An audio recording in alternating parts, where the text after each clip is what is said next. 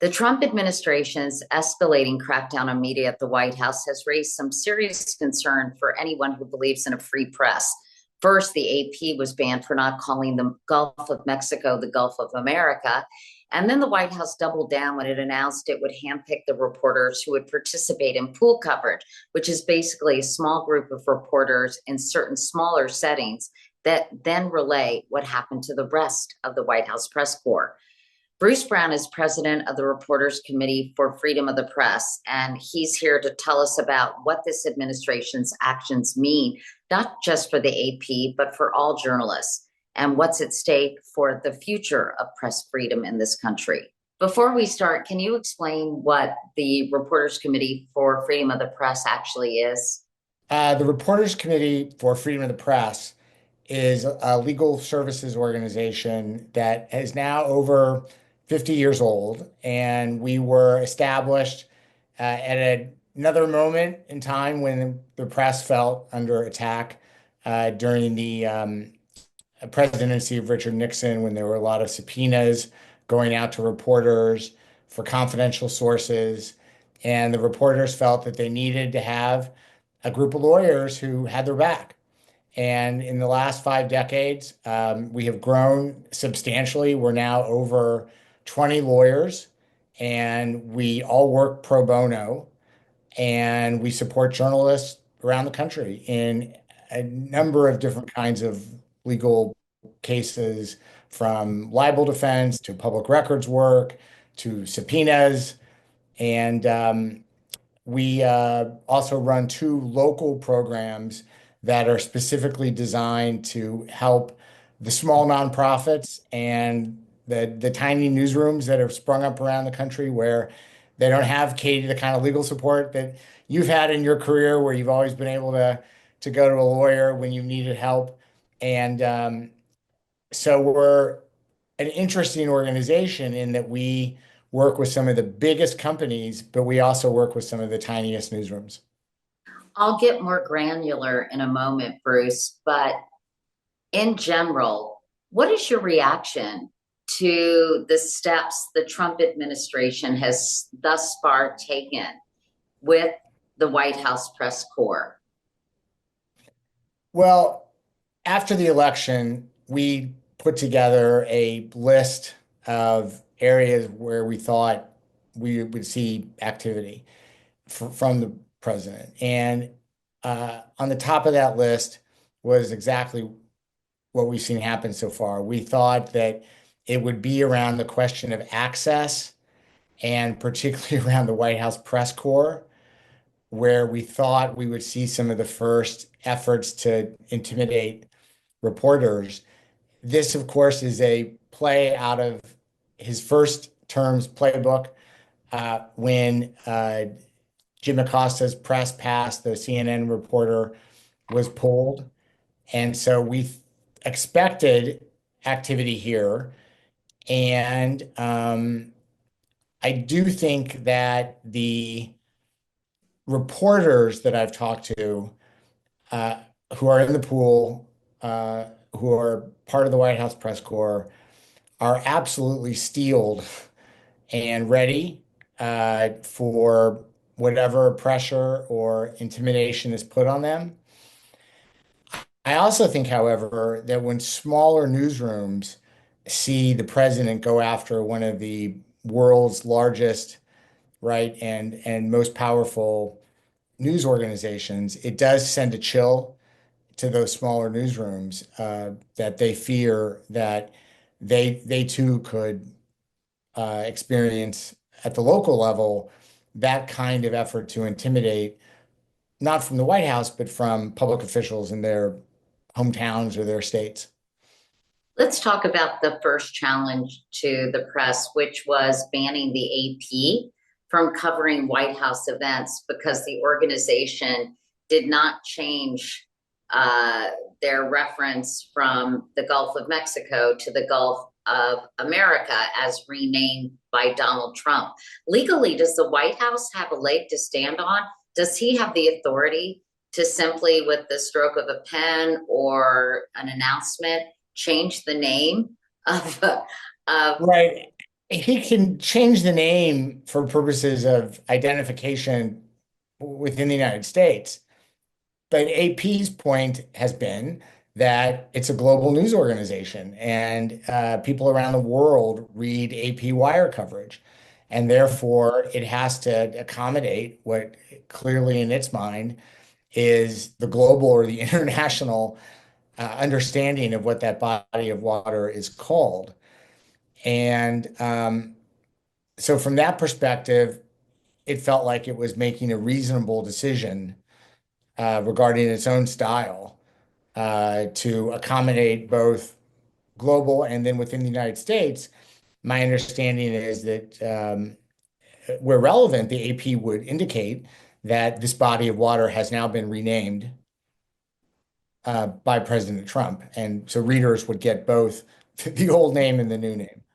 I'm still concerned about, I'm still confused about the president's ability to simply change the name of a body of water, of mountains, of a city, of any sort of geographic location, even in the United States.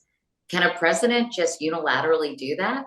I think for purposes, again, of federal government programs, he or she can do that. One of our board members pointed out to me he had been a reporter when he was younger in Arizona that a new governor there renamed a mountain uh, outside of Phoenix, and news organizations back then were kind of scrambling to figure out what to do. But his point was they were all Arizona-based journalism outlets, and this was in Arizona, and they went with the new name. And as I think some news organizations in the United States are following the president's lead on this, it's just AP feels that it's different because it's a global outlet. Is the New York Times calling it the Gulf of Yeah, America? I haven't gone through to see what each individual news organization is doing. Of course, there are many organizations that follow AP style, and which is a very, as you know, very influential in the industry, and they all would be following what AP is doing. You wrote a letter to President Trump's chief of staff, Susie Wiles, and you stated conditioning full access to White House events on the editorial decisions of any news organization violates First Amendment principles. All news organizations covering the White House are negatively affected when one peer outlet is singled out in a manner that crosses a constitutional line. Talk about the message you intended to send and the concerns you have about the administration's actions and perhaps the slippery slope we're on. Exactly. I think for some of your listeners, the workings of the White House pool may be something of a mystery. Even to those in Washington like me and those who work in media law like me, it's still a little bit of a mystery. But the important thing to understand is that for a very long time, the journalists among themselves have been able to choose which reporters participate in those pool opportunities, which are the interviews and the plane trips and the other events where there's not a lot of room. And so the whole press corps can't be present. And the White House Correspondents Association, in this instance, has been able to select a small number of reporters who go in, they get to ask questions, they take pictures, the television cameras do the video. And so for the White House to bar AP from those pool opportunities to us is very similar to past efforts in the first Trump administration to take away a journalist's White House credential. And in that first Trump administration, there were legal challenges to that effort to strip a journalist of a credential based on coverage that the White House perceived as unfavorable. And this feels to us like it's taking that same controversy, but just simply moving it from the press room where the credentialed reporters sit and ask questions and to the pool availabilities where journalists get to ask those questions in smaller settings. And we are concerned that any effort in the White House complex, whether it's in the press room or in the Oval, who gets to get on the plane and travel with the president, any effort to punish or retaliate or uh, remove reporters from doing their jobs on the basis of disagreement with that individual journalist's coverage or that news organization's content crosses a constitutional line. And the case is, there was a hearing last week, and the judge declined to grant temporary relief, but they are going to have another hearing next month, and these issues will be in front of that judge again. That was a Trump appointed judge who said there wasn't, that the AP hadn't really proven it was a dire situation that Right, needed immediate, uh, right, uh, right. you call it, what would you lawyers call it? We call it irreparable harm. Katie, I promised I wouldn't get too legal with you. So I think dire situation is good. But AP has been harmed, and it's going to have a chance to come back under a slightly different legal test to make some of the same arguments.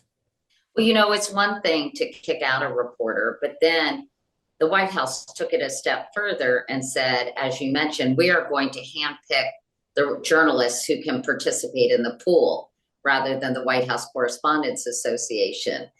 And the handpicked journalists are often those who write more favorably about President Trump. That sets up a very bad precedent, does it not? Absolutely. And it goes back again to the long-standing customs in DC that when uh, the president or other cabinet officials. We did some work with the Justice Department um, in previous administrations where we brought reporters in, and the Justice Department would always say to us, "You guys pick. We're going to make this opportunity available, but you figure out on the media end who comes in." And that has been the long-standing tradition at the White House. And so for this administration to say we are now going to select each day the reporters who we think get to come into the Oval Office or get to attend other um, events in smaller spaces, it is now going to create a daily situation where reporters will feel that the coercive power of the presidency is being deployed to draw out more favorable coverage for this administration in order to get access. And the reporters that we work with at RCFP, I don't think will be intimidated that way, but I think that the White House very much is trying to play that game. But that's sort of, I mean, it's kind of outrageous when you think about it. I mean, it is basically saying you can have, again, access if you write positive things, and conversely, we're going to give access to people who have written positive things. Right, and that's why the courts have not just in the federal district in DC, but in other parts of the country, um, looked very skeptically when politicians try to decide who gets in the room and who doesn't get in the room based on whether they're cooperating by providing the coverage that any particular administration wants. The AP, in terms of its case, will argue the president's abrupt decision is a violation of both due process, implicating the Fifth Amendment, and an attack on the First Amendment, protected freedom of the press. Can you explain those briefly for us and why those are the cornerstones of the argument? Sure. Yeah. On the First Amendment side, I think your listeners will kind of understand or intuit that we don't let the government make decisions about um, who, for example, gets to speak in a public park based on whether uh, that person's speech is in sync or not in sync with the mayor or the city council or the permitting authority. And it's a very similar concept here under the First Amendment that once the White House has opened itself up to having journalists in the press room and opened itself up to having journalists in the pool in the Oval Office or on the airplane with the president, that it can't discriminate based on viewpoint or based on the content of any journalist's coverage. And that's the First Amendment argument. And it's important, I think, for people to understand that it's not just the press that's protected by these principles. It's every member of the public who's ever thought about, uh, parading or speaking in a public space. It's a very broad doctrine of the First Amendment. And the Fifth Amendment theory uh, is one that looks at access to the White House, uh, the hard press pass, that's the term that journalists use to describe the pass that gets you into the White House on any given day. It's what most of the regular press corps carries, as opposed to the daily pass that just gets you in for individual events. But that hard pass is a thing of value in your profession or craft. It's the thing that enables you to get into the White House to do your job. And again, this broadly understood in constitutional law that when you have a thing of value like that, it does attach, or the due process protections attached to it, and that you can't take something away of value like that from an individual without providing those kinds of due process protections. And that means you can't be arbitrary, and you have to give an individual an opportunity to be heard, and you have to have criteria that are clearly defined and well established and that are followed strictly. And when the DC Circuit, the Federal Appeals Court in DC, first heard a press pass case, and this was in the mid 70s, it was a long, long time ago, but the DC Circuit found for the journalist under that due process theory. And so for the 50 years since in DC's courts, we have had a dual understanding about these rights, that they're protected both by the First Amendment and by the Fifth Amendment. The government's defense is being led by acting U.S. Attorney Edward Martin, who has framed his office as working, quote, to defend President Trump's leadership. What do you make of that statement and the signal it sends? Well, having worked with a lot of U.S. attorneys and assistant U.S. attorneys through the years, and the Reporters Committee has done a lot of work at the Justice Department. I mentioned, that is not the job, right? The job is not to be the individual lawyer for any particular president. It's to defend rule of law, and it's to represent the Justice Department. And so that is a wholly different way of looking at um, what the function of the U.S. Attorney is and the U.S. Attorney's office. I will say, Katie, I wanted to make sure that I got to this point, that I do think it's important that in the courts that we recognize in the news media that we have an audience even more important than President Trump when it comes to defending our rights in a case like this. We are speaking to the judges, but what the opportunity to be on your show has given me is an opportunity to speak to the public. And I think that those of us who defend journalists and those of us in the news media field really need to double down in our efforts to communicate to the public why these rights are so important, and why, when they're imperiled, it's not just us in the journalism world who feel um, that sense of danger and risk, but it should very much be something that members of the public identify as a danger too. The White House press office has said that asking the President of the United States questions in the Oval Office and aboard Air Force One is a privilege granted to journalists, not a legal right. And it sought to hold fake news accountable for the lies, calling itself the most transparent administration in history. I mean, is asking the president questions a privilege, or is it a right? And Yeah. this idea of privilege, doesn't that undercut the notion of an independent press? Well, it does in so many ways, but I also think the White House is misframing AP's argument, because AP is not contending that when it gets in the Oval Office that the president has to answer its question. it's not contending that when it gets on Air Force One, that the president and a small gaggle of reporters has to listen to or respond to a question from the AP. Um, because I think members of the public would reasonably understand that the president doesn't have to call on everyone.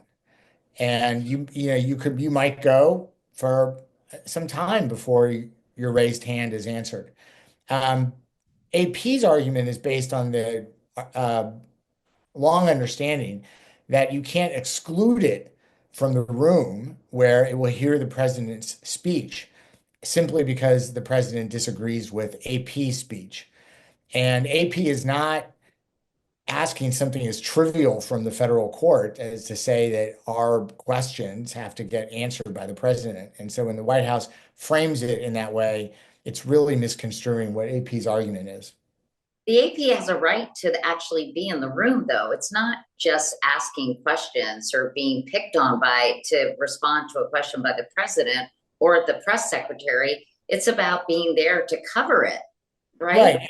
Absolutely. And I also think it's important to point out that if you were operating in an environment where there were not threats of retaliation, there may be some instances in which pool members rotate around, and there may be times when AP is not in the pool, or Reuters is not in the pool, or the New York Times falls out of the pool, the Washington Post.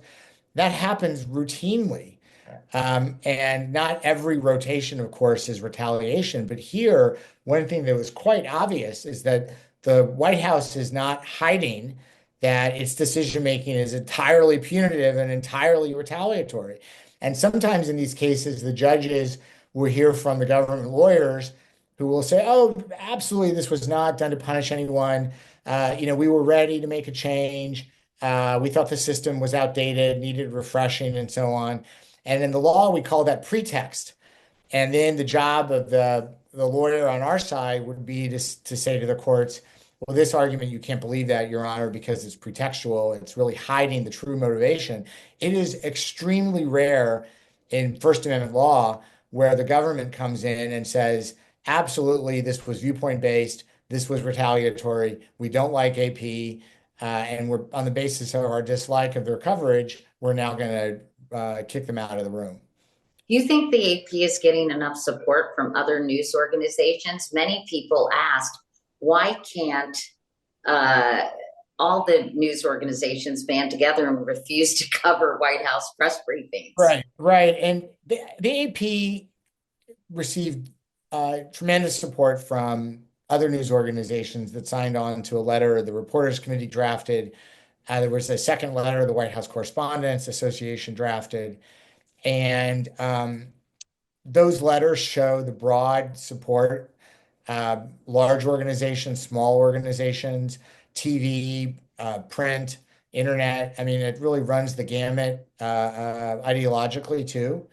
And I think from what I have heard about the idea of a boycott, Katie, that you raised, is that I think for some in the news media, while the boycott has been considered as a possibility, there's an effort, at least right now, not to frame this as the news media versus the president, because there's some concern uh, that the public may not exactly understand that framing, and that reporters feel very much that their job is to go where the news is, and if the news is emanating from the White House that day, that they should be there, and if they have an opportunity to cover it, they should cover it. And it's not really serving the American people if they don't cover what the If White they, House is doing. the first cabinet meeting yesterday, for example, I think they would have felt they needed to be there. Now,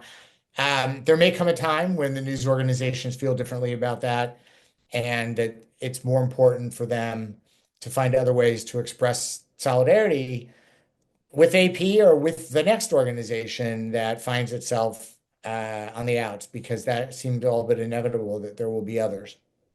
Finally, I wanted to ask you about Jeff Bezos's decision to shift the focus of the Washington Post editorial page, saying that they would now advocate for personal liberties and free markets and not publish opposing viewpoints. David Shipley, who was the paper's opinion editor, resigned.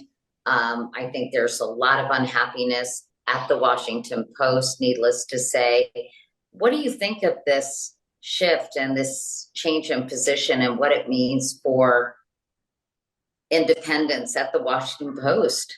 Right. I mean, I speak as someone who's been lucky enough through the years to publish op-eds in the Post and in the New York Times, LA Times, Wall Street Journal. So I miss the opportunity to have, the Post out there as a place that was interested in press freedom and First Amendment issues.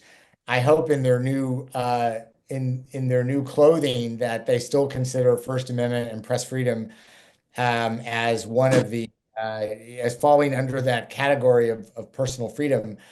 I think, and this goes back to your first question in some ways, Katie, it's a time of convulsion, both externally in the way we're all trying to figure out how to cover this White House and react and prepare for the threats that we face, but also there are convulsions internally.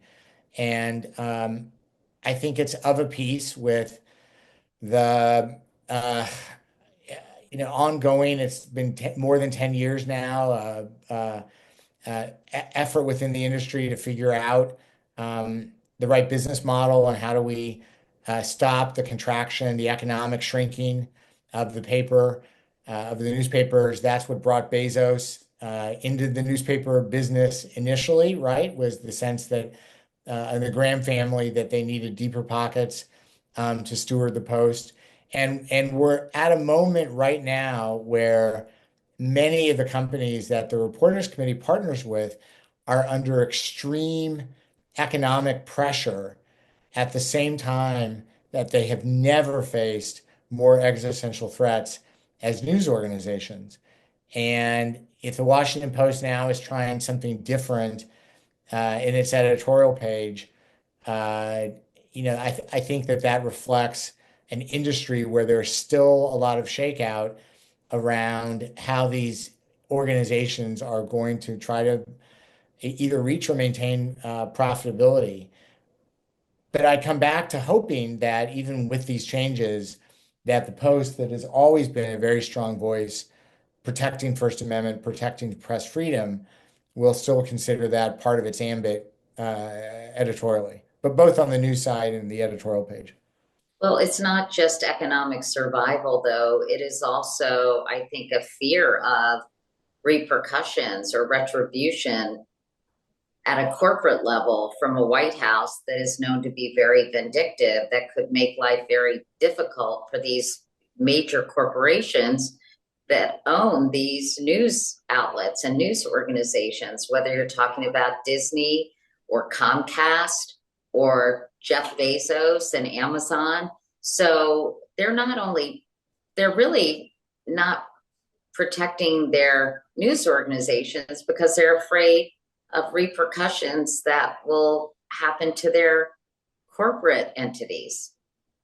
And on that question, I am heartened by the fact that on the AP uh, case, almost every single large corporation, including some of the biggest media and broadcast slash TV conglomerates, all signed on to letters supporting the AP.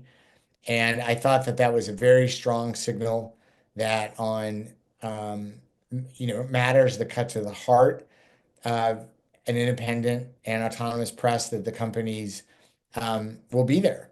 And I hope the first time I have an op-ed idea for the Post that is focused on a emerging threat, coming out of the of this White House, if that's what we continue to see, that the Washington Post would accept and continue to run those kind of pieces. Well, we'll see, and we'll see if signing a letter of support for the AP translates into really protecting their news organizations. I'm not so sure. Yeah, well, I mean, strength in numbers. That's why there were over 50 organizations that signed the two letters. So I think was a strong showing. Case still to be decided, right? Yeah, well, we'll be following it closely. The court date has been set for March 20th. We'll see if this Trump appointed lawyer will be sympathetic to the AP's position, and look forward to covering it. Thank you, Bruce. Thank you, Katie, so much. I'm really grateful for the chance to be on the show.